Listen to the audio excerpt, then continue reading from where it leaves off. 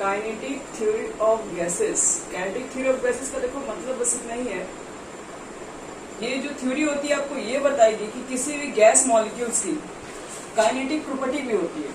Kinetic property कहने का मतलब है कि यहाँ पर उस गैस मॉलिक्यूल्स की कुछ बोलिए अच्छा काइनेटिक एनर्जी भी होती है। इसी चीज को हम लोग एक्सप्लेन करेंगे यहाँ पे। तो देखो इसको शॉर्ट में केटीजी बोलते हैं, kinetic theory of gases.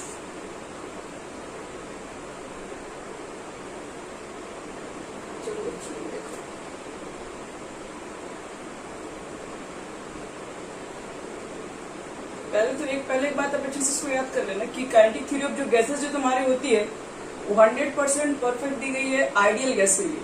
Ideal gas equation पे इसकी थ्योरी 100% लागू होती है, लेकिन बाकी की जो थ्योरी है जैसे कि रियल गैसेस के बारे में पढ़ोगे तो वहां पर 100% फिट नहीं है। तो काइनेटिक थ्योरी ऑफ गैसेस याद रखो कि गैसेस की काइनेटिक एनर्जी को डिफाइन करने के लिए बनी होती है कि गैसेस की काइनेटिक एनर्जी कैसे मतलब डिफाइन कर सकते हैं। तो इस काइनेटिक थ्योरी से हम लोग क्या करते हैं उसको एक्सप्लेन करते हैं। ये थ्योरी जो होती है वो कुछ अपने पोस्टुलेट पे बेसिस है, उसकी कुछ पोस्टुलेट्स है जिनकी हमको देखना पड़ेगा कि इसकी कौन कौन से पोस्टुलेट्स होती हैं। पहली बात तो ये भी ध्यान रखना कि जो थ्योरी होती है वो मान के चलती है कि जितने आपके पास जो गैसेस मॉलिक्यूल्स हैं, जितने आपके पास जो गैसेस मॉलिक्यूल्स है वो एक रिजिड स्फीयर है, hard rigid sphere. Hard rigid sphere का मतलब क्या, फर्दर आप उसको कंप्रेस नहीं कर सकते। ये गैसेस जो होती है जो काइनेटिक थ्योरी ऑफ गैसेस है ये मान के चलिए शुरू से इस थ्योरी के अंदर पूरा आप एक चीज कंफर्म पहले से याद रखिएगा कि जितने गैसेस मॉलिक्यूल्स हैं उनको ये मान के चलिए कोई हार्ड रिजिड स्फीयर है। अब इस गैसेस मॉलिक्यूल्स को अभी से ज्यादा कंप्रेस नहीं कर सकते, बस ये गैसेस मॉलिक्यूल्स मैक्सिमम इतना ही हार्ड सरफेस की होती है।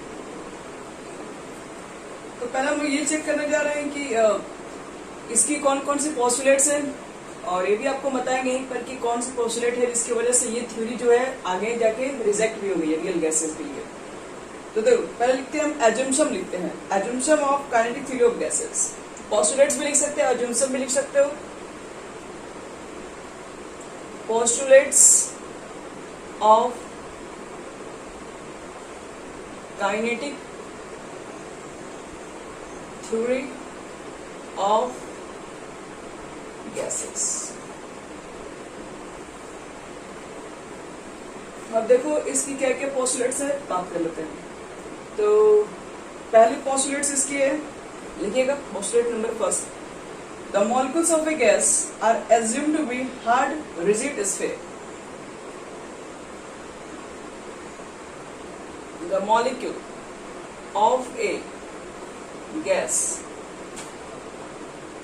are assumed, क्या assume कर लिया गया to be hard rigid sphere।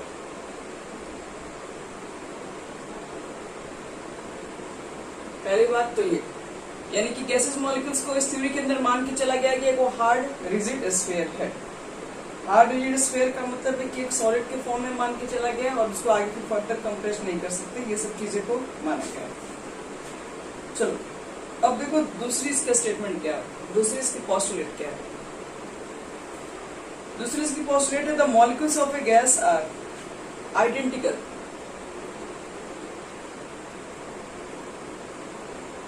The molecule of a gas are identical all respect, in all respect, that is shape,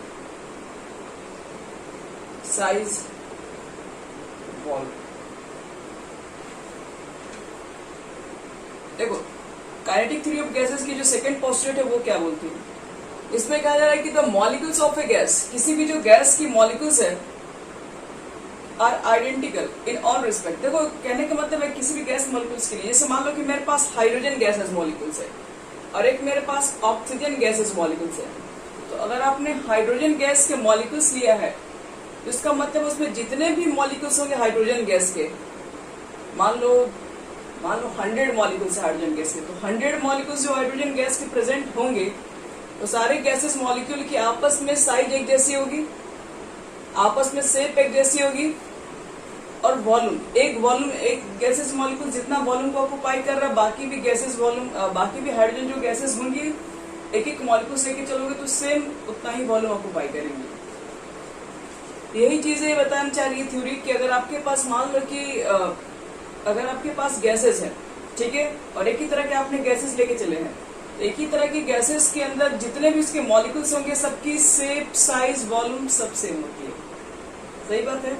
अगर मान लो कि मेरे पास ऑक्सीजन गैसेस मॉलिक्यूल्स हैं, तो ऑक्सीजन गैसेस मॉलिक्यूल्स के अंदर जो मान लो कि मेरे पास 10 मॉलिक्यूल ऑक्सीजन गैसेस के हैं, तो इसकी जो शेप साइज होगी, इसकी जो शेप साइज होगी, जो वॉल्यूम होगी, सबकी सेम होगी। दूसरी इसका स्टेटमेंट ये है, the molecules of a gas are identical in all respect, that is shape, size, volume. इन तीनों के रिस्पेक्ट में अगर हम एक गैसेस मॉलिक्यूल्स के ऊपर बात करें तो सारे उसके मॉलिक्यूल्स की शेप, साइज, वॉल्यूम फिक्स होती है, मतलब एक जैसी होती है। चलो अब बात करते हैं नंबर 3।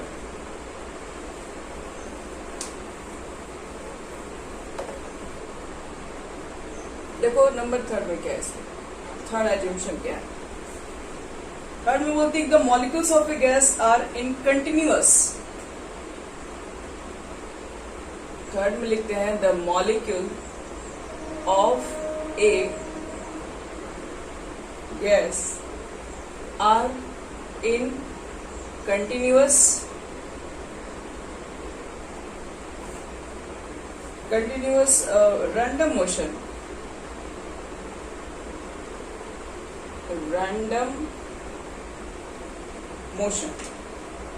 फिर बोल सकते हैं colliding with each other,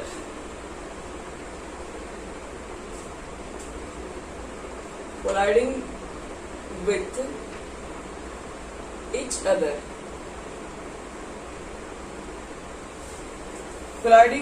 each other, and with the wall of the container, and with the walls of the container, and all the collision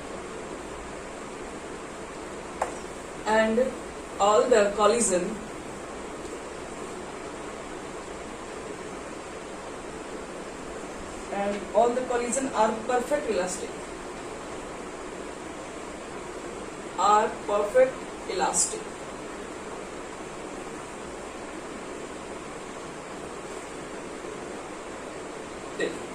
देखो इसके थर्ड पोस्टुलेट्स क्या है, इसको ध्यान समझना।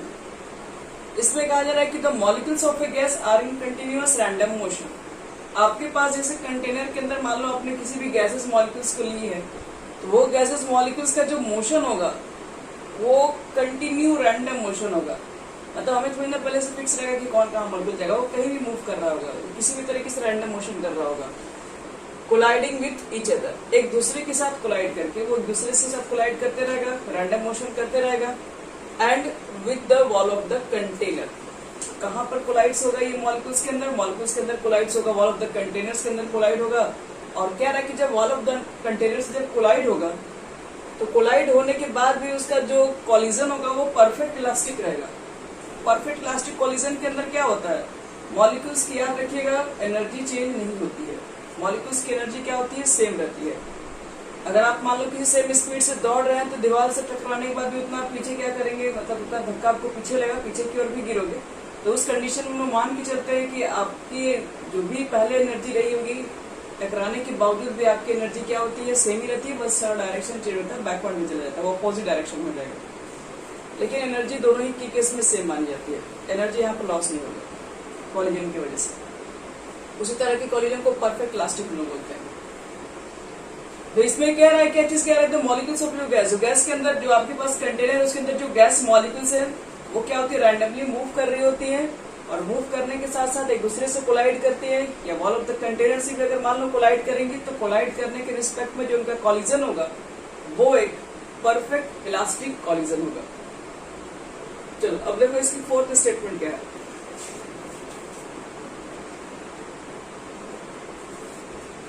फोर्थ स्टेटमेंट तुम्हारे पास ये है, the pressure of a gas molecules. अगर हम कंटेनर लिए तो कुछ ना कुछ तो वहां प्रेशर बनेगा ही मॉलिक्यूल्स। कंटेनर के अंदर गैसेस मॉलिक्यूल है, गैसेस कुछ ना कुछ प्रेशर बना रही होती है. The pressure of the gaseous molecule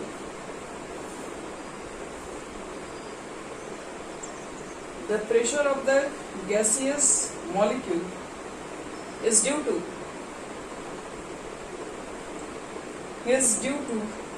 the continuous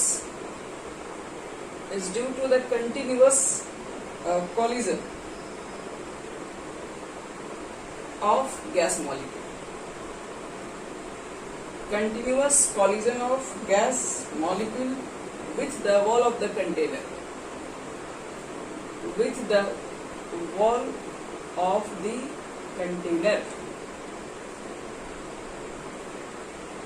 यानी आप जिस कंटेनर में रखें उस कंटेनर के अंदर जो गैसेस मॉलिक्यूल्स है उसके अंदर वो प्रेशर भी एग्जर्ट करेंगे. एग्जर्ट कैसे करती है ये प्रेशर? तो कह रहे प्रेशर एग्जर्ट करने के लिए जो वॉल ऑफ द कंटेनर से वो टकराएंगी तो वहां पर कुछ ना कुछ वो प्रेशर को एग्जर्ट कर रही होंगी. तो इसी को समझो, तो ध्यान से बताए हुए थे स्टार्टिंग में इसके बारे में हम लोग. जैसे मान लो इसके अंदर गैसेस मॉलिक्यूल्स है और यहाँ पर जाके कंटेनर से मान लो यहाँ पर जाके टकरा जाती है. तो टकराने के केस में क्या होगा, यहाँ पर कुछ ना कुछ मोमेंटम अप्लाई करी होंगी, कुछ ना कुछ मोमेंटम इस पे अप्लाई की होगी इस यहाँ पर इस कंटेनर पे. तो बोल सकते हैं कुछ मान लो कोई ये फोर्स अप्लाई की होगी और जितने एरिया में अप्लाई की होंगे इससे अगर डिवाइड कर देंगे तो हमको मालूम चल जाएगा कितना उसके ऊपर प्रेशर लगा रही है. तो इसलिए हम लोग को प्रेशर अगर निकालना है तो गैसेस मॉलिक्यूल्स क्या होती है कि आपस के अंदर प्रेशर भी लगा रही होती है, इस कंटेनर के ऊपर प्रेशर भी ऑक्यूपाई कर रही होती है. कैसे प्रेशर ऑक्यूपाई कर रही होती है? क्योंकि जब गैसेस मॉलिक्यूल्स रैंडमली जब टकराती हैं वॉल ऑफ द कंटेनर से तो कुछ ना कुछ फोर्स से टकराएंगी और उस फोर्स को एरिया से वहां डिवाइड कर देंगे. उनको मालूम चल जाएगा कि उस जगह पे कितना प्रेशर ऑक्यूपाई किया जाएगा. तो इसलिए याद रखना कि काइनेटिक थ्योरी ऑफ जो गैसेस जो होती है इस पोस्टुलेट को भी मानती है कि जो भी आपके पास गैसेस मॉलिक्यूल्स है वो प्रेशर अप्लाई कर रही होती है वॉल ऑफ द कंटेनर्स के ऊपर. अब इसके बाद जो दो और पोस्टुलेट बताएंगे और वो बहुत इंपॉर्टेंट है, बहुत ही ज्यादा इंपॉर्टेंट है, क्योंकि वही दो पोस्टुलेट की वजह से ये थ्योरी आगे चल के गलत साबित हो गया. इसलिए ये सब चीजें तो आपको बहुत पहले से भी मालूम है, ये सब चीजें बहुत नई नहीं है. अब जो बताने जा रहे हैं देखो वो थोड़ा इंपॉर्टेंट होगा. 5 नंबर का पोस्टुलेट कहता है कि there is no interaction, there is no interaction, there is no interaction between the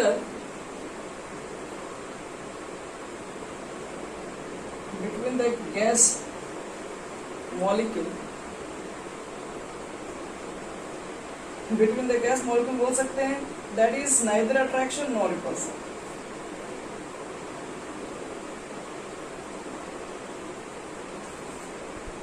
Neither attraction nor repulsion. देखिए आगे रियल गैस में पढ़ेंगे, यही दो स्टेटमेंट की वजह से काइनेटिक थ्योरी ऑफ गैसेस को रिजेक्ट करके फिर रियल गैसेस के ऊपर बात किया गया. ये 100% आइडियल गैस के लिए तो बिल्कुल ट्रू होती है लेकिन रियल गैसेस पे काम नहीं करती है. परसों ये थ्योरी कहना क्या चाहता है? ये थ्योरी हमसे ये बोलता है सबसे पहली बात, अगर हमारे पास एक कंटेनर है और इस कंटेनर्स के अंदर क्या है, गैसेस जो मॉलिक्यूल्स है जो आपस में रैंडमली कहीं भी मूव करेंगे. अगर हम किसी भी अगर मालूम करें कि अगर कोई भी अगर हम लोग दो गैसेस मॉलिक्यूल्स ले लें तो क्या रहा है कि उनके बीच में किसी तरह का कोई भी अट्रैक्शन या फिर रिपल्सन का फोर्स नहीं काम करेगा, क्योंकि मॉलिक्यूल्स काफी इसमें क्या होती है, गैसेस मॉलिक्यूल्स काफी दूर दूर होती हैं, काफी दूर दूर होती है. तो इसकी वजह से यहाँ पर कोई ना अट्रैक्शन काम कर सकता है ना कोई रिपल्सन काम कर सकता है. ये इनका 5 स्टेटमेंट था. ध्यान रखना, दो गैसेस मॉलिक्यूल्स के बीच में ना अट्रैक्शन फोर्स काम करता है ना रिपल्सन फोर्स काम करता है काइनेटिक थ्योरी ऑफ गैसेस के अकॉर्डिंग. और 6 और लास्ट 6 में ये कहा गया है कि द वॉल्यूम ऑफ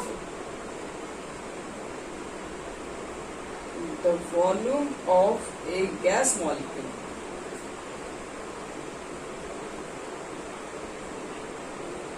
is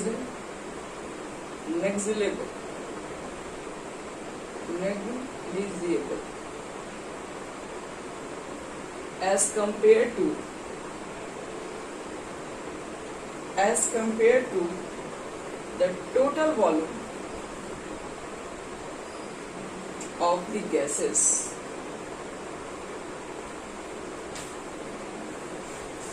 देखो ये स्टेटमेंट का क्या हुआ, मतलब इस स्टेटमेंट को बोलने का देखो ये मतलब है, इन्होंने ये कहा था कि अगर मान लो कि इतने सारे आपके पास मॉलिक्यूल्स हैं, इतने सारे मॉलिक्यूल्स को अगर हम एक गैस की मॉलिक्यूल्स को अगर हम लोग नेक्स्ट लेवल भी कर दे, हटा भी दे, तो कोई फर्क नहीं पड़ेगा, क्योंकि गैसेस मॉलिक्यूल्स जो होती है काफी छोटी होती है, उनकी वॉल्यूम भी बहुत कम होगी। टोटल वॉल्यूम के कंपैरिजन में इनकी जो वॉल्यूम है, अगर इसको हम लोग हटा भी दे तो कोई फर्क नहीं पड़ता। यही चीज यहाँ पर बताया जा रहा है। The volume of a gases molecules is negligible as compare to the total volume of the gas. Total volume of the gases के कंपैरिजन में एक गैस मॉलिक्यूल्स की जो वॉल्यूम है उसको हम लोग नेग्लिजिबल कर सकते हैं, हटा सकते हैं। और इसके अंदर एक लास्ट भी आपके पास है, हालांकि आपके पास टोटल जो काइनेटिक थ्योरी की जो पॉस्टुलेट्स थी वो यही थी, ये भी लेकिन लास्ट में बात हुआ, लेकिन आपको ये चीज प्रूव भी करेंगे कि जो काइनेटिक थ्योरी ऑफ जो गैसेस होती है वो टेम्परेचर पर भी डिपेंड कर रही होती है, एब्सोल्यूट टेम्परेचर। अभी लिख लो, लेकिन इसको थोड़ा सा लोग आगे एक्सप्लेन करेंगे इस बात को। 7 number, kinetic energy of gases molecule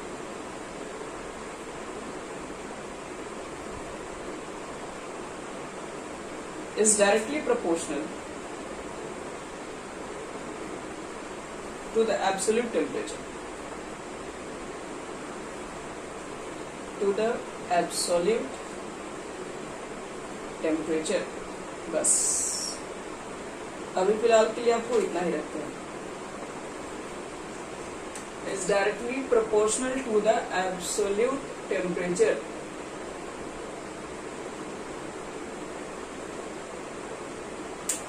यानी कि जो काइनेटिक एनर्जी जो गैसेस मॉलिक्यूल्स की होती है बच्चे लोग, यानी किसी भी गैसेस मॉलिक्यूल्स की जो काइनेटिक एनर्जी है वो टेम्परेचर पर डिपेंड कर रही होती है। अगर आपने टेम्परेचर बढ़ा कर रखे हैं तो ऐसी बात है डायरेक्टली प्रोपोर्शनल, इसका मतलब है कि उसकी एनर्जी भी मॉलिक्यूल्स की बढ़ेगी। अगर आप ज्यादा हीटअप करोगे, ज्यादा टेम्परेचर लगाओगे तो टेम्परेचर कम होगा तो उस मॉलिक्यूल्स की एनर्जी भी थोड़ी कम होगी।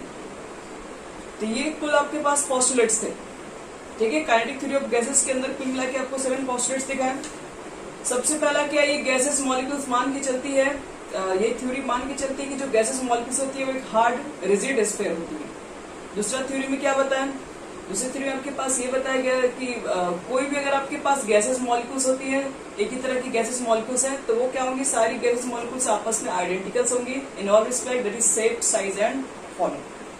थर्ड केस में आपको क्या बताया गया कि कोई भी गैसेस मॉलिक्यूल्स का जो मोशन होता है, जो मूवमेंट होता है वो रैंडमली होता है, वो कोई एक फिक्स डायरेक्शन के अंदर मूव नहीं करती, वो रैंडमली मोशन कर रही होती है। रैंडमली मोशन के अंदर क्या होती है, वो आपस में कॉलिजन भी कर रही होती है, और उस तरह के जो भी उनके कॉलिजन्स होंगे वो आपस में भी कॉलिजन कर रही होंगी, हो सकता है वॉल ऑफ द कंटेनर से भी कॉलिजन कर रही होंगी, लेकिन उनकी जो कॉलिजन होती है वो परफेक्ट इलास्टिक होती है, उस कॉलिजन से एनर्जी वगैरह लूज नहीं होती है। 4 नंबर पे आपको बताया गया कि जो गैसेस मॉलिक्यूल्स होती है कुछ ना कुछ क्या करती है, प्रेशर भी एक्सर्ट कर रही होती है वॉल ऑफ द कंटेनर के साथ, मतलब वॉल ऑफ द कंटेनर पे कुछ प्रेशर भी लगा रही होती है। 5 नंबर बताया गया जो कि बहुत इंपॉर्टेंट है, अगर दो गैसेस मॉलिक्यूल्स अगर हम लोग ले तो दोनों के बीच में कोई इंट्रैक्शन नहीं माना जाता है, क्योंकि ऐसे लोग मान चलते हैं कि गैसेस मॉलिक्यूल्स काफी दूर दूर, क्योंकि उन्हें पता है कि सॉलिड के अंदर जो पार्टिकल्स होते हैं काफी नजदीक होते हैं, लिक्विड्स के अंदर थोड़े दूर होते हैं, गैसेस में तो बहुत ज्यादा दूर होते हैं। तो गैसेस के अंदर माना गया है कि जो भी दो गैसेस मॉलिक्यूल्स को ले हम लोग तो उसके बीच के डिस्टेंस इतनी ज्यादा है कि इसके बीच में ना कोई फोर्स ऑफ अट्रैक्शन एग्जिस्ट करता ना रिपल्सन एग्जिस्ट करता है। और 6 नंबर कहा जा रहा है कि अगर हम लोग टोटल वॉल्यूम के देखा जाए इस कंटेनर का और एक मॉलिक्यूल्स का अगर हम लोग वॉल्यूम ले तो एक मॉलिक्यूल्स का लगभग थोड़ा सा वॉल्यूम है, तो उसको अगर हम हटा भी देंगे तो पूरे गैसेस के वॉल्यूम पे कोई ज्यादा इफेक्ट नहीं होने वाला।